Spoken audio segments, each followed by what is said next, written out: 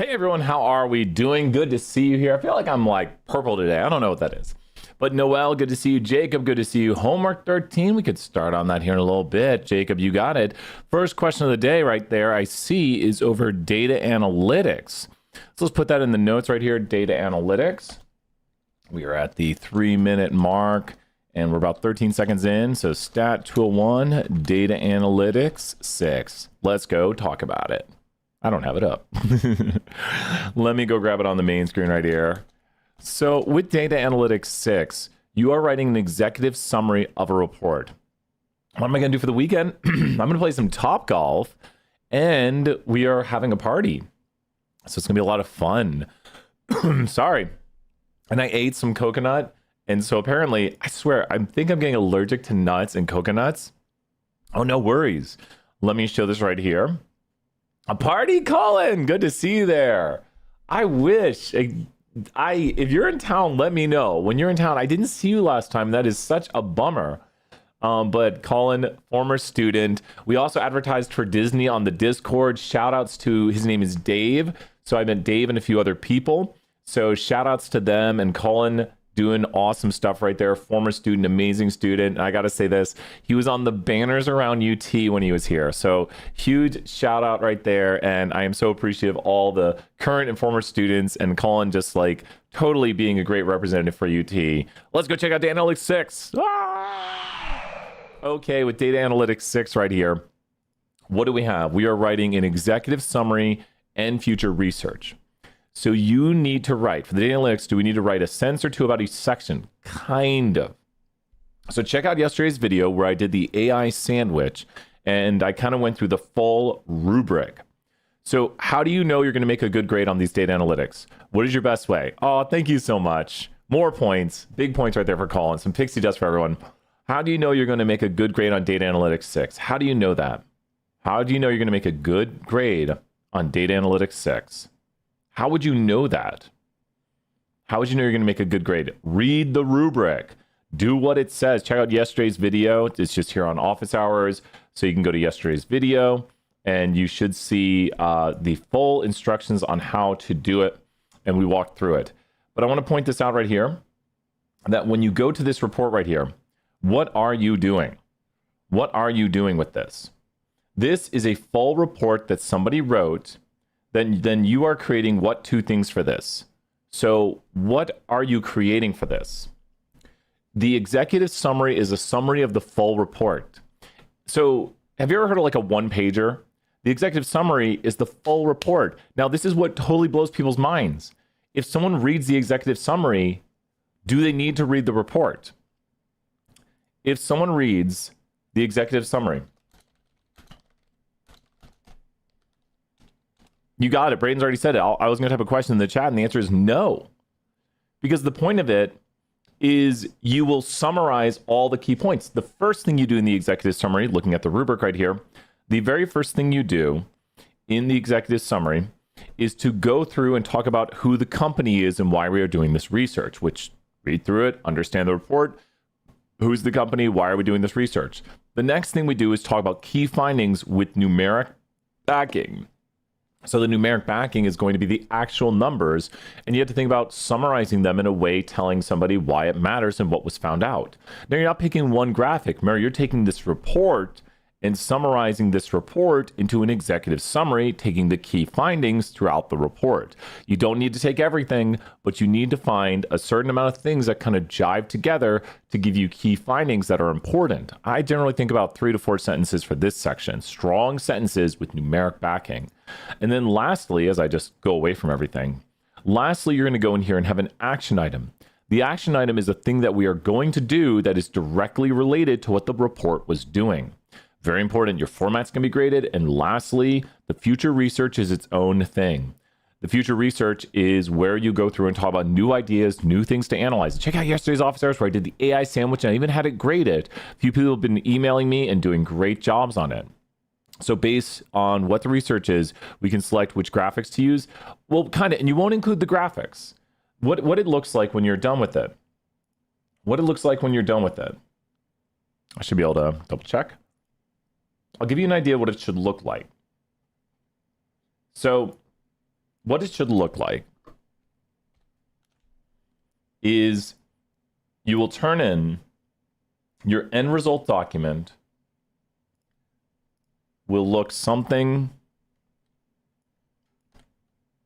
like this. And I'm going to highlight for you what I think your final document should look like. Check out yesterday's office hours 2 where I go into more detail on how to write these things, but this is just your end product. So there should be something here and something here. I mean, you won't break it up. This will be full like words.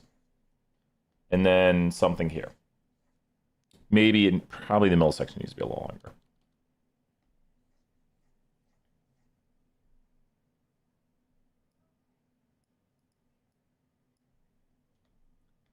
So why am I highlighting these 3 sections?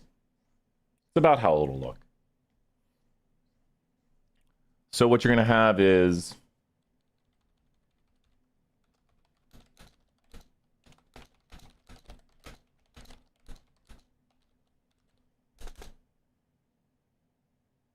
what am I telling you right here? Really? I can't highlight it.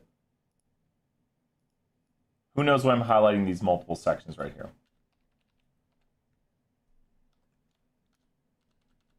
No.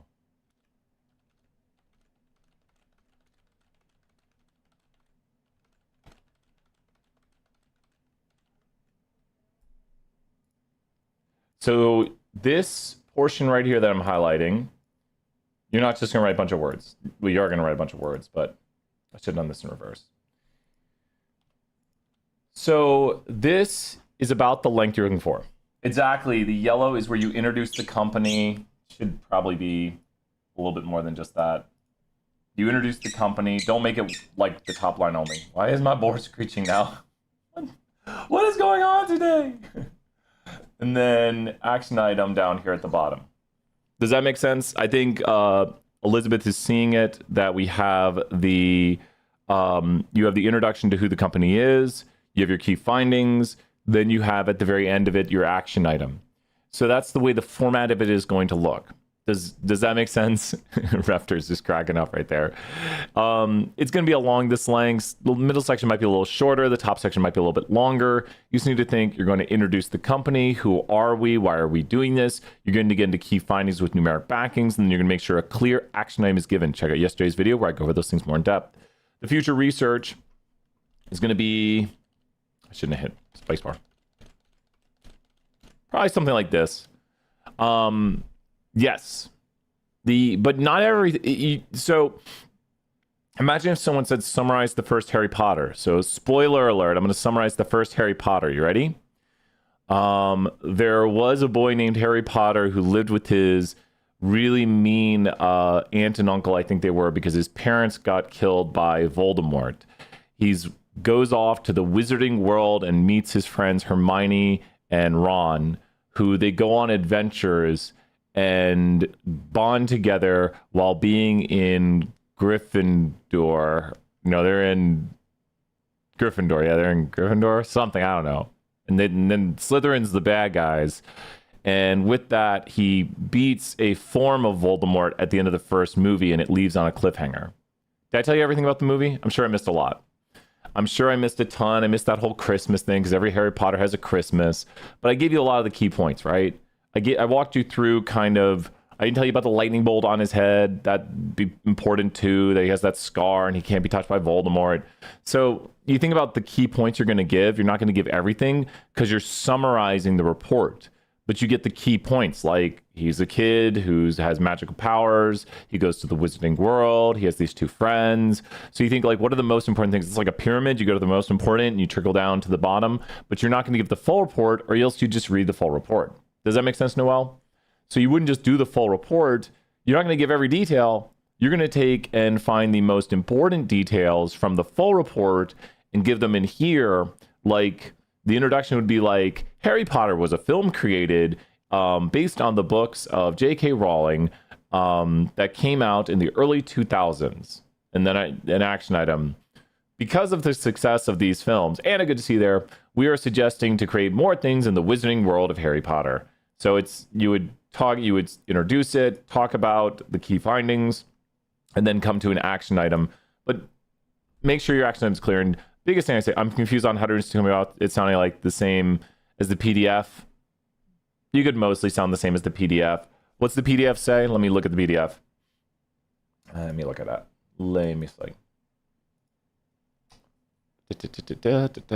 You can make up things too. Campus Connect, the university service, is a student service and research division with the University of Tennessee, whose main goal is tasked with understanding student demographics and academic performance, financial needs, in an effort to improve campus life and resources and allocations. So you could say Campus Connect is don't write what I'm about to say. That's the do not write what Brian is about to say alarm. Campus Connect is a part of the University of Tennessee system who has been tasked with improving the life of students regarding how their resources are allocated, focusing in on things like student demographics. You're basically just rewording it. This report is commissioned by Campus Connect. Now I'm going to see in a million reports, this report is commissioned by. You're basically just rewording it, Elizabeth. Yeah, I mean, kind of tell that's kind of what you're taking. So good stuff right there. And then also Campus Collect, analyze student data to better understand the factors. Yeah, don't directly copy these, but this report is based on student data, to target these things and to better develop financial aid programs to reduce student debt. So, I mean, you basically just take this. I mean, what I would do is I'd go over here to OpenAI and say, where's OpenAI, ChatGPT? See, I don't want to display this and then everyone uses exactly what this says, because don't copy what other people do. So take this and create a 2-sentence introduction.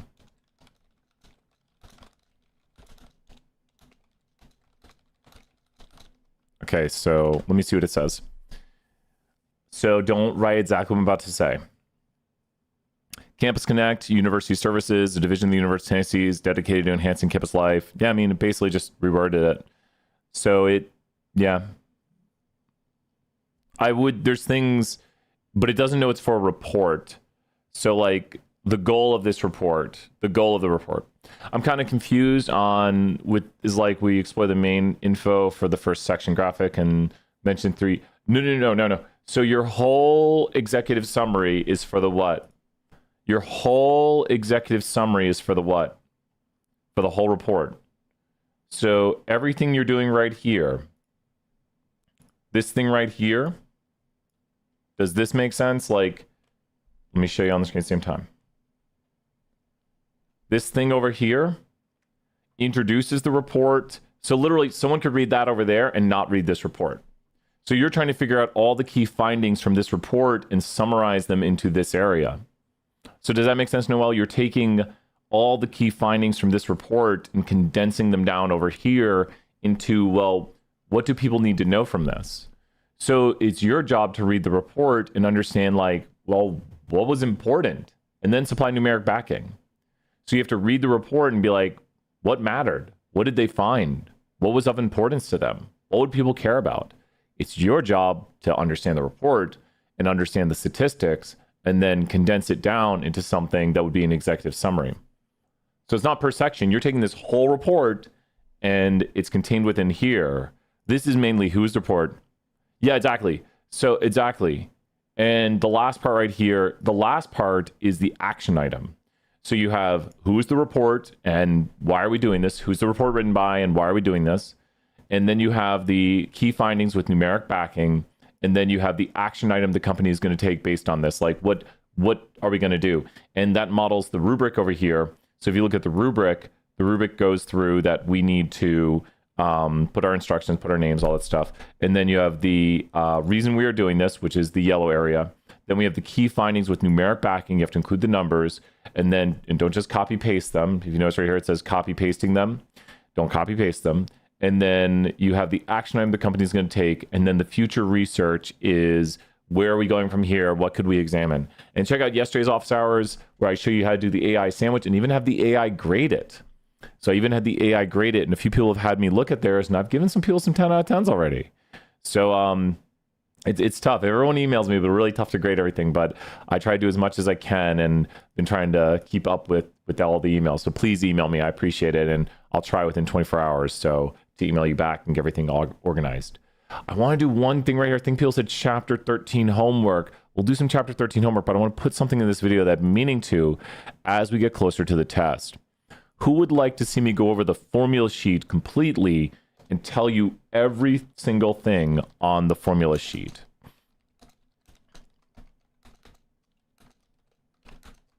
I know, right?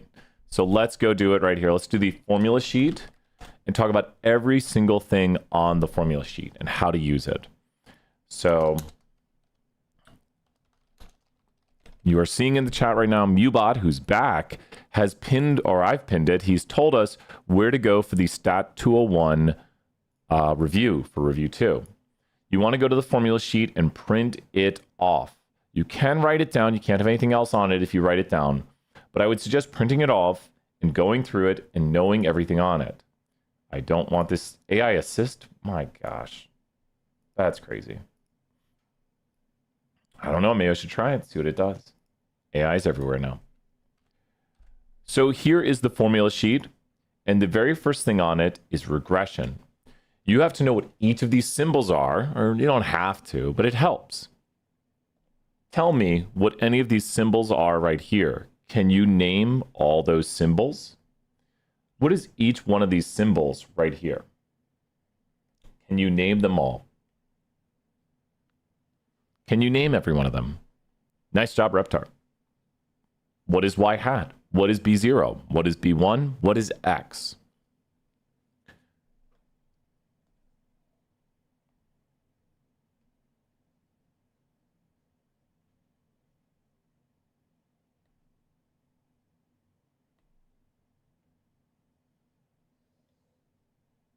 What are they?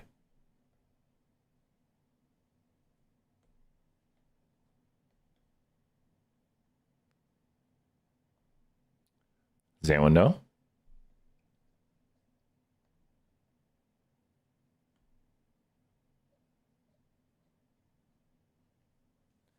Y hat, B0 is the intercept, exactly.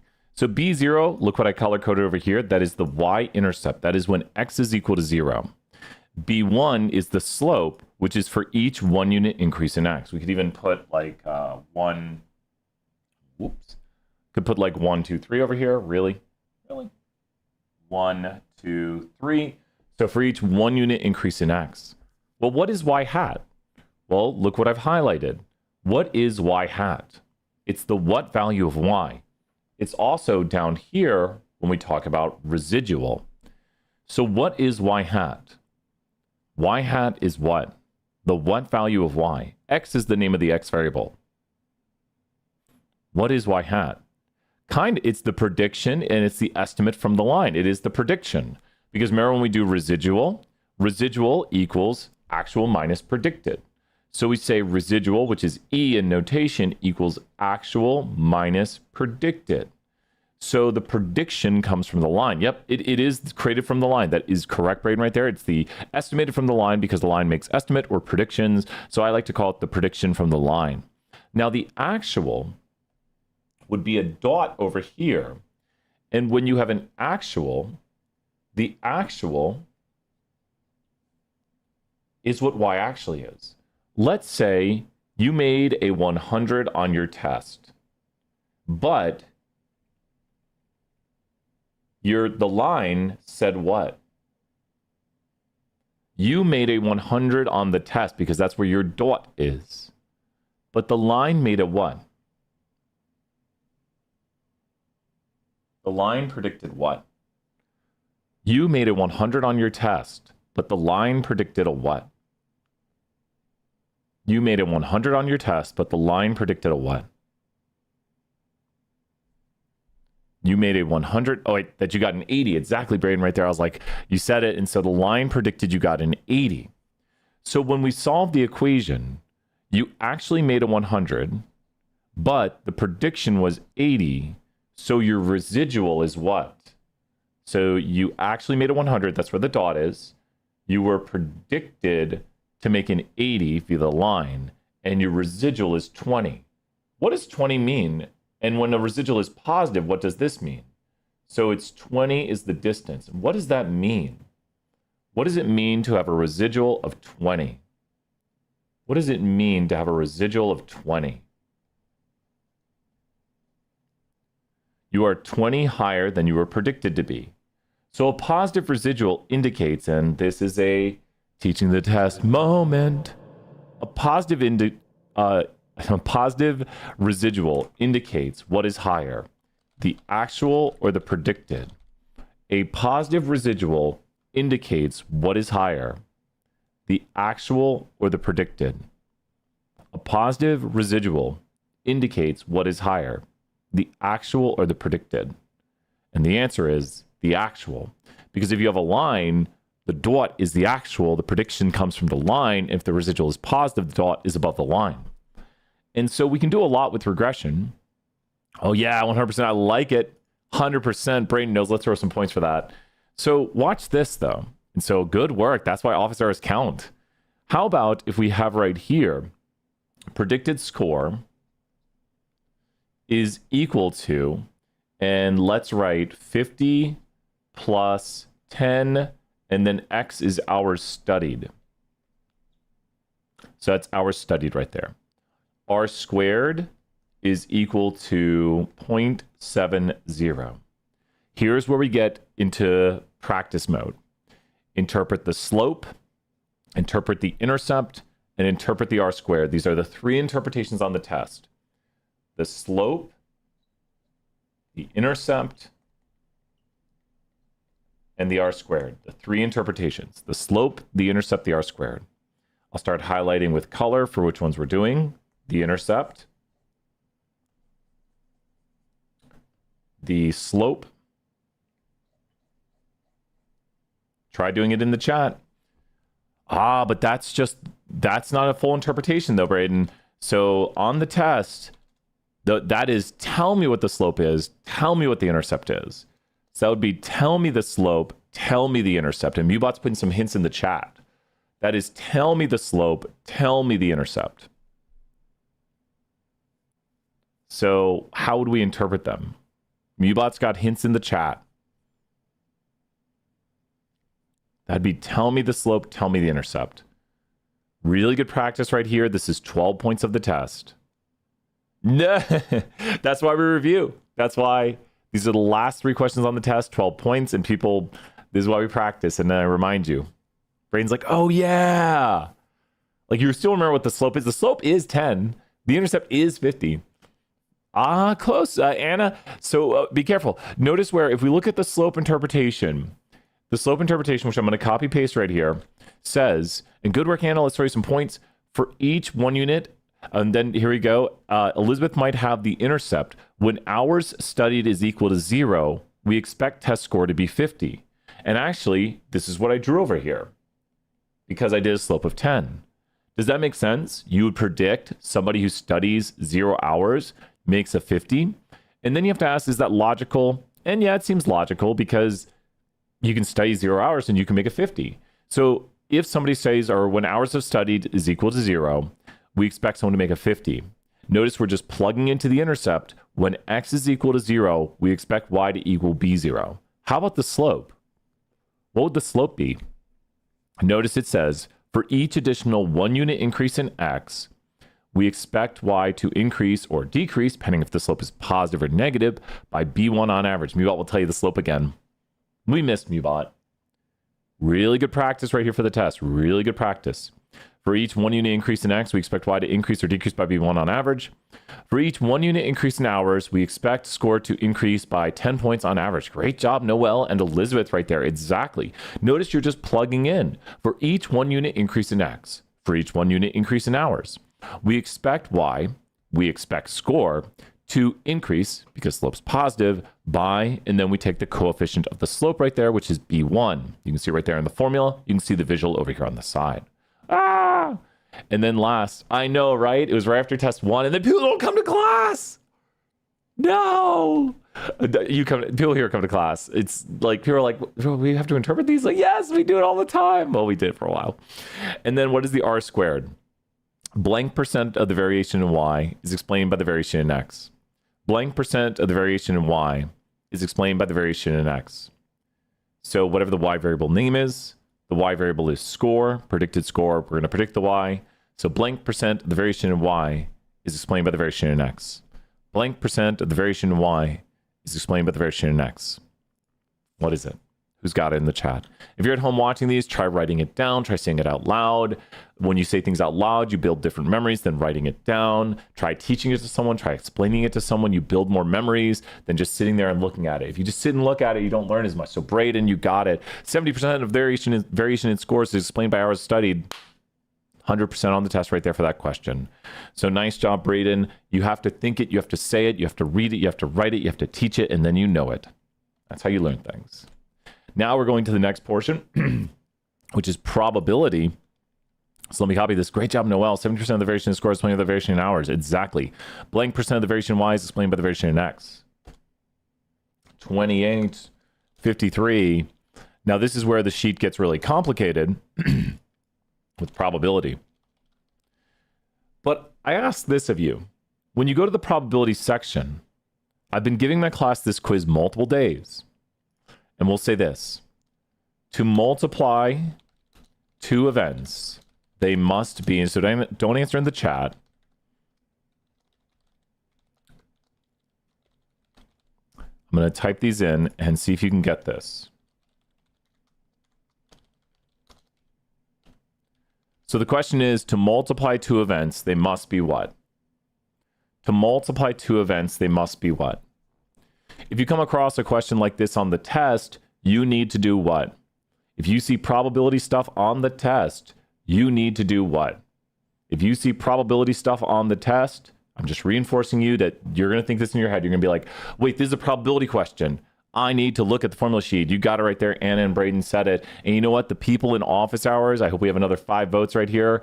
Maybe it's another 5 votes because we just got another 100%. I'll take it with 4 votes. I'll take 100% of people saying, I looked at the formula sheet. I saw the multiplication rule says that they have to be independent. Now the question becomes, what does independent mean? So we'll go ahead. We'll just crop the bottom part out of the picture.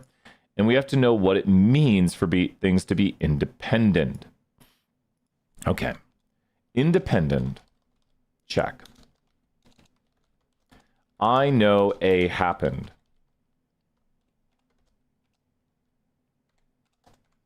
This influences what I think about B. Not independent. This does not influence what I think about B. Independent. So try doing this. 2 things that don't not that they don't need each other. That one thing happening would not alter the probability of another thing happening. Does that make sense, Braden? One thing happening would not influence or alter the probability of another thing happening.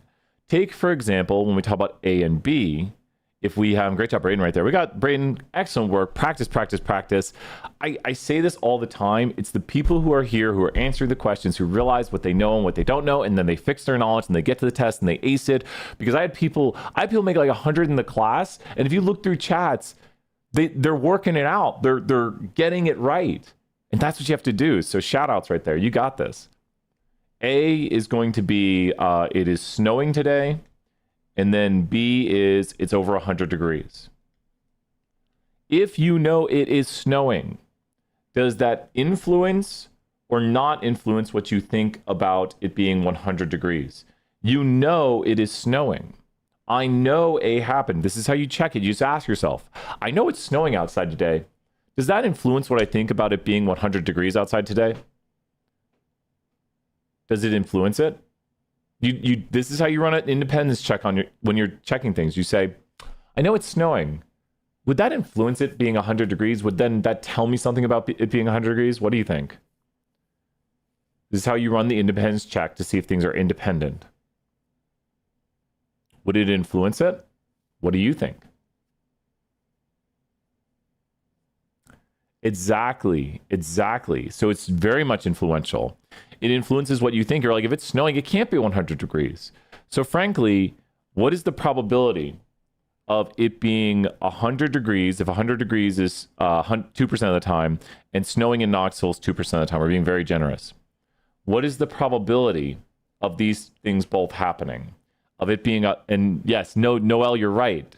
I'm trying to trick you. Because you cannot multiply because they're not independent. That's the trick of this. So you're right. It is 0 because they can't happen at the same time because they're disjoint. Be careful. I did throw a different word in there. Disjoint does not mean independent. What does disjoint mean? Disjoint is the same thing as mutually exclusive. So to figure out if things are mutually exclusive, to see if we can add them, we have mutually exclusive, which is the same word as disjoint. They just mean the same. It's like saying male and or dude and bro. I don't know. Dude and bro mean the same when you're like, dude, bro. I don't know. I'm from Wayne's World. Party time. So with this right here, it's synonymous like pasta. No, pasta and spaghetti are not synonymous. I don't know. What are two synonymous words? I don't know. Dude, bro, man. Pretty synonymous. So disjoint and mutually exclusive mean the same thing. Like you say, give me some ice and give me some cubes or something. Like if you say, give me some cubes in this drink, that's how I talk. I go home and I'm like, hey, this drink isn't cold. Give me some cubes. And my wife says, go up and get yourself. So give me some cubes. Everyone say that this weekend to someone. You want your drink to be cold? Give me some cubes. Okay. So mutually exclusive, disjoint mean the same thing. They're just the same word, said a different way, synonymous words. So no way you say cubes. I totally do all the time. All the time. That's a Brian thing to say. Mutually exclusive, disjoint. And we have a check for it right here to check to see if they are. I know A happened and B cannot happen, mutually exclusive. B can happen, not mutually exclusive. So does this make sense right here? If I know it is snowing, can it be 100 degrees outside? Like if I say, I know it is snowing right now. So I know it is snowing. I know it's snowing. It can't be 100 degrees. So are these two events mutually exclusive? Yes or no? These two things, are they mutually exclusive? Are they not mutually exclusive? Type a capital yes or capital no for your answer for this one. Those two things up there, they are mutually exclusive. And the way I think about mutually exclusive is I say it is snowing. It can't be 100 degrees. They are mutually exclusive because if it's snowing, it can't be 100 degrees outside. So what is the probability of, if snow has a probability of 2% in Knoxville and 100 degrees has a probability of 2%, what is the probability of snow or 100 degree weather in Knoxville on any given day randomly throughout the year? The probability of snow or 100 degrees is what? Snow or 100 degrees. 4%. You just add them. You just go here 0.02 plus 0.02, and then you have to make sure they are disjoint, meaning they can't occur at the same time, that it can't be snowing and 100 degrees at the same time, not and as in multiply, but occurring concurrently. So mutually exclusive can be if there are cubs in my drink and the drink will get No, that would be not mutually exclusive because not cubs. We don't call it cubes. That's my word, Braden. It would not be mutually exclusive because your drink can have cubes in it and your drink can get cold. Does that make sense? So those are not mutually exclusive. It would be mutually exclusive like your drink is getting warmer. Nah. Let's say you get coffee and put ice cubes in it. So your drink getting warmer is mutually exclusive then because your drink can't get warmer and be a hot drink with ice cubes in it. Just kind of working with the example. That's the examples I like to use a lot of times are things like we have Brian drinking coffee and Darren drinking coffee. Okay, let's do our checks. You ready? So Darren's my brother. He called up here last office hours. So the probability Brian drinks coffee on any given morning is about 95%. The probability Darren drinks coffee, because he's not a coffee drinker, is only 3%. Now, do you think Brian and Darren talk about their coffee drinking? No. So bring back Darren. I'll tell him. What is the probability that Brian and Darren drink coffee? What is the probability that Brian and Darren drink coffee? Well, you have to ask yourselves, is Brian drinking coffee independent of Darren drinking coffee? Well, the reason we're doing this is because when I say and, we're checking the multiplication rule via independence. So what's the probability Brian drinks coffee and Darren drinks coffee? I'm trying to do it in my head. It's a little bit tough. I think I got it. No, is that it? I don't think it's it. What is it going to be? Be 19 cubed over 40 cubed. I don't want to do it that way, though. No, wait, that's... Yeah, kind of. Yeah, it is it, right? I've totally messed up the math. Elizabeth, really good work. That is it. As I see it, I totally was doing things crazy in my head. All you do is multiply them. And you can multiply these because Brian, it's 95% of that. Yeah, I should have just done it that way. Great job, Anna and Elizabeth right there. And the reason we can multiply them is because Brian drinking coffee does not influence Darren to drink coffee. What is the probability, and watch out, what is the probability that Brian or Darren drinks coffee? What is the probability that Brian or Darren drinks coffee? And watch out. Watch out. Watch out. I'm saying watch out for a reason. What is the probability that Brian... Watch out. Watch out. I said watch out for a reason because I'm tricking you. You ready? The first thing you do before adding... It would be the question, like, what is the probability of Brian and Darren doing this? Well, Brian doesn't influence Darren and Darren doesn't influence Brian. They're independent of each other, so we can figure out the probability of it occurring at the same time. That's how we do the multiplication rule to check just like the probability of two things occurring at the same time. But they have to be independent to multiply together to see the probability they occur at the same time, like Brian drank coffee today and Darren drank coffee today. Why am I saying watch out? Why am I saying watch out?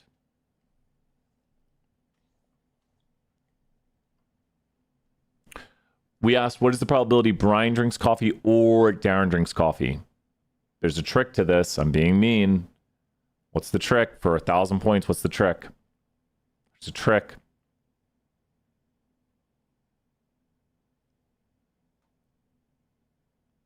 What's the trick? What do you do before adding things together?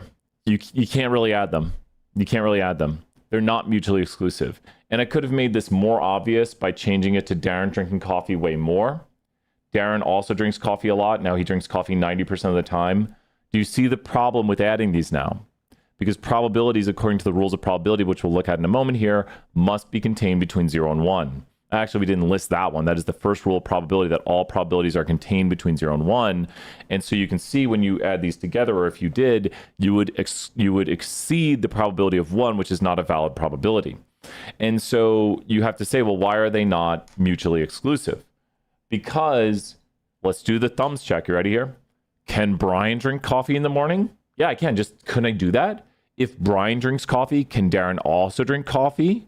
So do you think, so Brian drank coffee today, can Darren still drink coffee? Yes, he can. Which then we said, so we know Brian drank coffee. I know Brian drank coffee. Darren can also drink coffee. B can happen. So they're not mutually exclusive. Think about what mutually exclusive means. It means one of them happening excludes the other one happening. So your grades in this class are mutually exclusive. And we could do the following. At the end of the semester, you will either make an A, a B, a C, a D, or an F if you get a grade in the class. And let's say 30% of my students make an A, and we're just doing by no plus minus. 40% make a B. 20%, that's 70%, 20% make a D. 8% make a, or C and D rather, and then the F is here. What is the probability someone makes an A or an F? So how do we find the probability if it's over 1? We wouldn't. There are ways. We could do a whole class on probabilities, but there are ways to do it, Braden. You would subtract off the intersection is how you do it. The probability of A or B, if they are non-mutually exclusive, is the probability of A plus B minus the intersection of A and B happening. But that's not in this class. Good question, Braden. So what is the probability of an A or an F? What is the probability of an A or an F? What is the probability of an A or an F? You just use the probability table right here, which is a valid probability table because the set of all possible outcomes adds up to 1. So we just reviewed that right there. The set of all possible outcomes adds up to 1. So what's the probability of an A or an F? 32.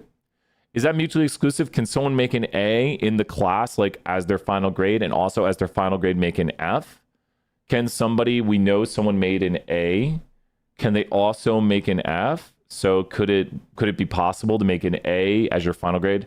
No, you can't. They are mutually exclusive. If you make an A, you cannot make an F. Does that make sense? As I say, like here, like, and now does that mean is making an A independent or dependent on making an F? So do the independence check right here. So I know someone made an A. I know they made an A. Does this influence what I think they made regarding an F? Now you might see we're not going to multiply them for this reason. Like we wouldn't do the probability of an A and an F. They are dependent. Great job, Noel, right there. Because if you know someone made an A, you know they didn't make an F. Like it would put the probability of F to 0 because you know they made an A. So here's the thing: mutually exclusive events are mutually exclusive events are dependent. Be very careful because not all dependent events are mutually exclusive. It's just a property of mutually exclusive events because if one happens, the other thing becomes impossible, thus influencing the probability of it, meeting the definition of independence. That's a little more advanced, but I suggest reviewing these steps I have over here. The last thing you see right here is the complement rule. And the complement rule is very simple, or at least we know how to do it. Yeah, I need a monster too. We'll do the last section of this Braden in the video, and then I might grab a monster too. What would be an example of dependent but not mutually exclusive? So we need something that depends on something else, but can happen at the same time. Let's say snow. Probability of snow any day is 2% in Knoxville, and the probability of less than 32-degree weather is equal to 20%. So can it be snowing? You say, can it be snowing? And can it be less than 32 degrees? So could it snow in Knoxville?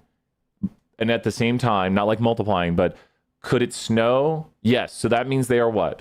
I just did a check on what? I said, well, it could be snowing and it could be less than 32 degrees. I've just concluded they are what? I have just concluded they are what? It could be snowing and it could also be less than 32 degrees. I just concluded they are what with that phrase I just said out loud. It could be snowing and it could also be less than...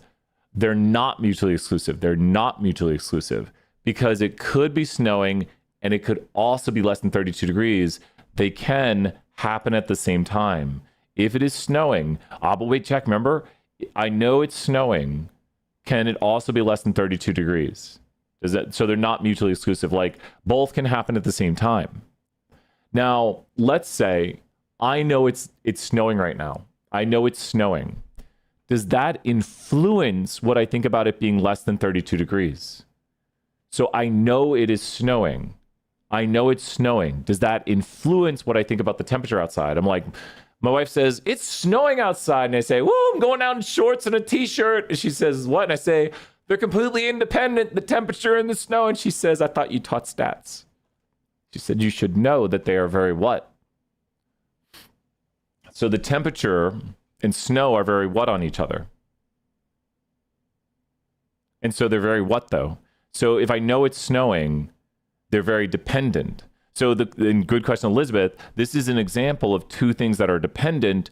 Snow would depend on temperature, and they're not mutually exclusive because it can snow and it can also be a certain temperature. Now you could change the temperature that it would be not mutually exclusive, like or exclusive. You can change it to the mutually exclusive, not mutually exclusive. Just depends on how you write it. But does that make sense right here? So we can say that this is a dependent, not mutually exclusive example.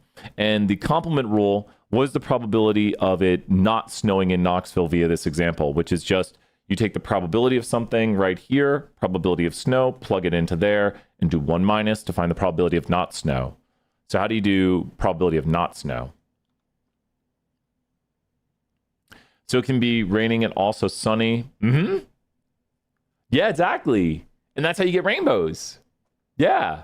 And then the probability of a rainbow would increase. So rainbows are not independent of rain and sunshine. Does that make sense, Braden, right there? So you could say rain and sunshine are not mutually exclusive because it can be sunny and raining in Tennessee. And then the rainbows that it can produce are dependent on the rain and sunshine occurring at the same time.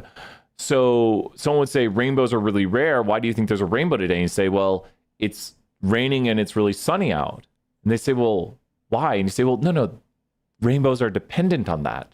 Thus, the probability of the rainbow is influenced by it. So you could change not independent to dependent. Does that make sense what dependent means? So if you know it's raining and sunny outside, the probability of rainbow is influenced by that. So I know it's raining and sunny. Does that influence what I think about rainbows? Yes, rainbows are dependent on rain and sunshine occurring. They'd be more likely. Doesn't mean there's a rainbow. It just means it's more likely. It influences what I think the probability of it is.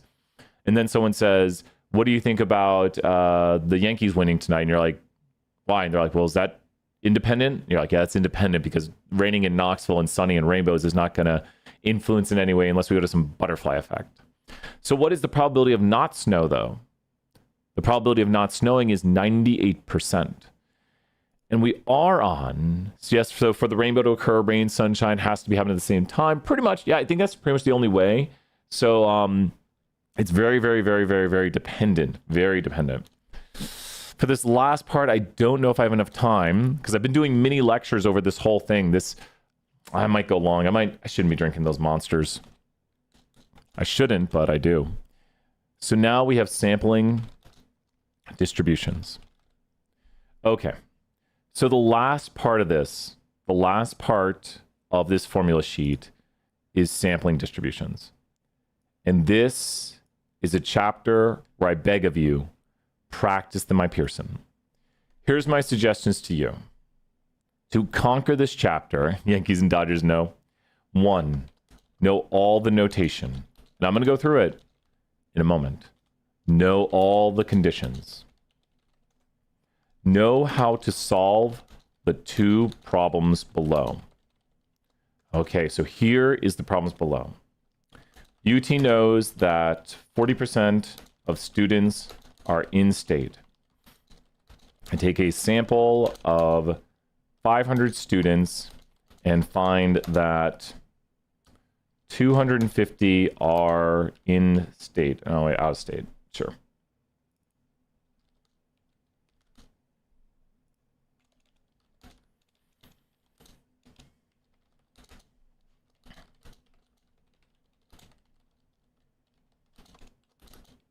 Check conditions, provide z-scores, and draw the distribution.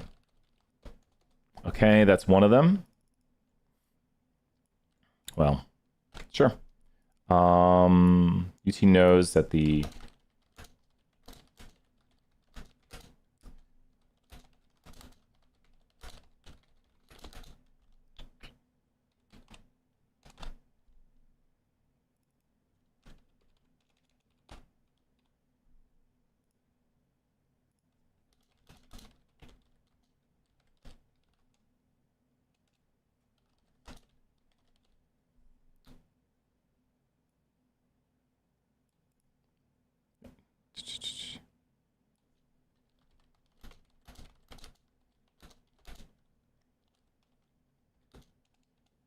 okay. If you can solve these problems down here, you know what you're doing. If you have no idea how to do these steps of knowing the notation, know all the conditions, and also how to solve these problems below, that's where it comes time to practice. So let's look at the first question right here. If you encounter something like this on the test, you have to think, which equations am I going to use? Now notice the first problem deals with what data. So people in the chat, the first problem deals with what kind of data. It's in-state, out-of-state. The second problem deals with GPA. So what kind of data is the first problem? What kind of data is the first problem? So the first thing you do is you try to figure out what data am I working with, because you've got a lot of equations up here. So categorical, Anna right there, great job, it's categorical. So what you do right here Well, it's just categorical because, and I do see the numbers, that is true. But we're asking, are they in-state, are they out-of-state? So we're trying to analyze in-state and out-of-state students. So the first one just deals with these equations right there. The first problem deals with those equations. The second problem is what are their GPAs? So a what are their GPAs problem is quantitative, which deals with the distribution of the mean. So now look at what we've done. For these two problems, we've greatly decreased what we have to look at because the notation for the other parts don't matter. It doesn't matter. Because we are only dealing with categorical stuff up here and we're dealing with quantitative stuff down here. So this is where you go through and you got to mark your notation. Notation, brother. This is where knowing the notation is key. We know that 40% of UT students are out of state. Well, that's P, the true proportion, reported by the registrar. P stands for the true proportion. So we just found this and that right there. Now, the phrase mu p hat is the mean for the distribution of the sample proportion, which is this value. That's a horrible normal curve. This value right here. So that value on the curve, the mean, is something we just found. So we know what mu p hat is. It's equal to P. And now we need the standard deviation, so we have to find Q. Well, if P is equal to 0.40, Q is equal to 1 minus P, which is equal to 0.60.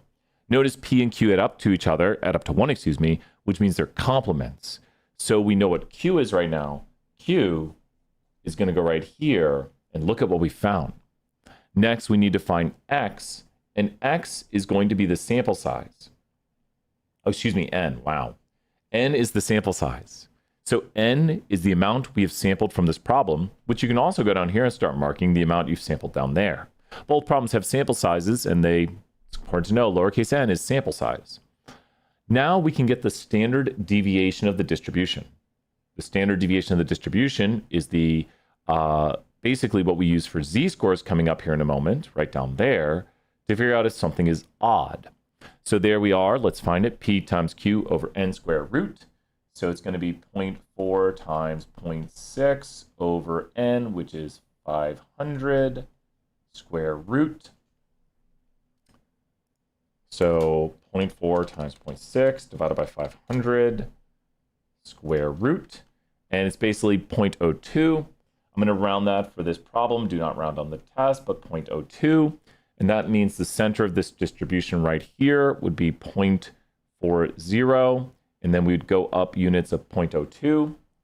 And this would be 0.42, 0.44, 0.46, because you're going up in units of 0.02 for the standard deviation. Now we would solve for how unusual 50% is. And why 50%? Well, this value, and I did highlight the wrong one, sorry about that. This value right here is X, which is the number of successes in a sample.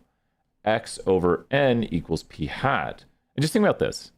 If 4 out of 10 people own a dog, what is the sample proportion? And, oh, thank you, Elizabeth, correcting me. You are correct. Elizabeth caught it right there. If 4 out of 10 people own a dog, then 4 tenths, 40%. So we're doing the same thing by saying 250 over 500 to find the sample proportion, which is 50%. If you notice, that's off this curve. We can go and find the z-score by doing the sample proportion, which we just found. That's what p hat is. Sample proportion minus true proportion over standard deviation and get a z-score of about 10. We could solve it out more exactly. Where'd you get the 0.9 from? Maybe my bad handwriting looks like a 0.9. Where's the 0.9 on here? I think it's my bad handwriting. My 4s can look like 9s. That's a 4 right there. That's a 4 right. Does that make sense? That is a 4. My bad handwriting. The exact z-score, if anyone follows through on this, observation minus mean over standard deviation, it's 4.56. You're welcome, Noel. Yeah, I have bad handwriting. And the conditions we would check for this would be random, 10%, and at least 10 successes, at least 10 failures. And the amount of successes and failures are checked by NP and Q. So you'd literally go right here and do NP and Q greater than 10. So we'd do NP greater than or equal to 10 and NQ greater than or equal to 10. And this is equal to 500 times 40%, and that's percent, and 500 times 60%. And that would be equal to, just like slowing down, 200 and 300. 200, so it's at least 10 successes, at least 10 failures. We took a random sample, we believe it's less than 10% of all UT students. This one down here, I'm going to try to grab a Monster Energy drink, is we do the same sort of steps where we have a normal curve. There's our normal curve. And with the normal curve, we need a mean for the normal curve. Well, the mean is the mean, and we stated that this is the mean right here. I know, right? So that's the mean, and that makes that the mean of the curve. So there's the mean of the curve. We need a metric of standard deviation, so we take the original standard deviation divided by the square root of n. So we go right here, and we take 0.1 divided by square root of 1,000 equals to the new standard deviation right there. And that's going to be a tiny, tiny number. 1,000 square root, and we take 0.1 divide by that, and we get this ridiculous tiny number. But if you send you my data analytics, yeah, I can try to take a quick look over it. I can try. So that's a ridiculously tiny small number. Ridiculous. Random question. MuBot loves randomness. We then take that standard deviation right here, plug it into the curve, and we take our observed sample mean.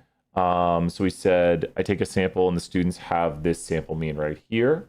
So this is the sample mean from the students that goes right there. This is the, this is the true mean that we know. This is the standard deviation value that we found right here. So we take 0.0031 as the standard deviation value. We take the true mean, or the sample mean, minus the true mean. The true mean was equal to, true mean was equal to 3.6, and the sample mean was 3.7, and that makes the z-score for the observed sample mean. We're going to take right here and do 3.7 minus 3.6 divided by this, and that's 31, because it is, of course. That's ridiculously unusual, because extremely high z-score. And to check this, we would have to do random, 10%, and large enough n. The large enough n states that we have a sample size large enough for the distribution of the mean to be nearly normal. And that's a lot to go into, but notice I was able to go through this, and I know the notation, I know what each of these things mean. The mean for the distribution of the sample proportion, the true proportion, the standard deviation for the distribution of the sample proportion, the true proportion, the complement of the true proportion, the sample size, the z-score for the sample proportion, the true proportion, the standard deviation for the sample proportion, the mean for the sample mean, the true mean, the standard deviation for the sample mean, the true standard deviation, the sample size, the z-score for the sample mean, the sample mean, the true mean, the standard deviation for the sample mean. So slow that down if you need it. I know I went through a lot right there. It does require a little bit of memorization, but if you know what goes where in these formulas, it gets a lot easier. That is, and it really comes down to practicing and solving these problems. Yeah, it is, isn't it? Well, we're doing Kahoot tomorrow.